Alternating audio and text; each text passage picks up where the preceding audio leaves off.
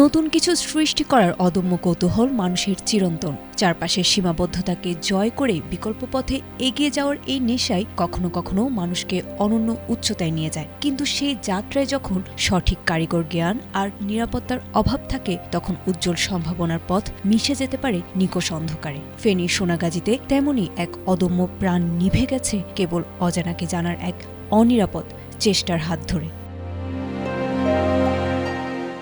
ফেনীর সোনাগাজী উপজেলার সততা অয়েল মিলসের স্বত্বাধিকারী নূর আলম মাসুদ ছিলেন এলাকায় একজন সফল ব্যবসায়ী এবং সমাজসেবী হিসেবে পরিচিত। আধুনিক যুগের সাথে তাল মিলিয়ে ইউটিউব থেকে নানা কিছু শেখা এবং তা বাস্তবে প্রয়োগ করার শখ ছিল তার দীর্ঘদিনের। কিন্তু সেই কৌতূহলী যে তার জীবনের শেষ অধ্যায় লিখে দেবে তা কেউই কল্পনা করতে পারেনি।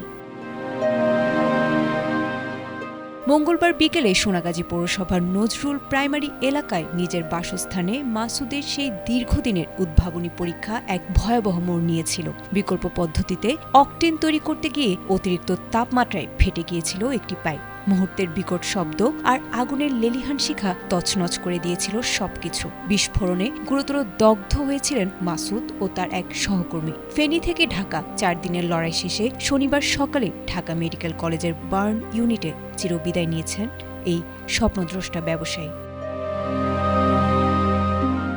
মাসুদের এই চলে যাওয়া কেবল একটি পরিবারের অপূরণীয় ক্ষতি নয়, বরং এটি ভবিষ্যৎ প্রজন্মের সামনে একটি বড় সতর্কবার্তা। প্রযুক্তি আর ইন্টারনেটের এই যুগে সঠিক দিক নির্দেশনা ছাড়া ঝুঁকিপূর্ণ কাজ হাতে নেওয়া কতটা মারাত্মক হতে পারে, মাসুদের মৃত্যু তার চোখে আঙুল দিয়ে দেখিয়ে দিল।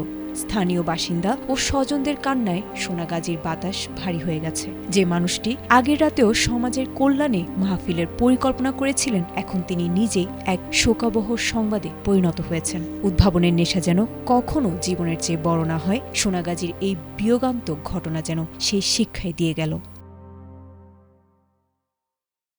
আয়েশা আক্তার, এটিএন বাংলা।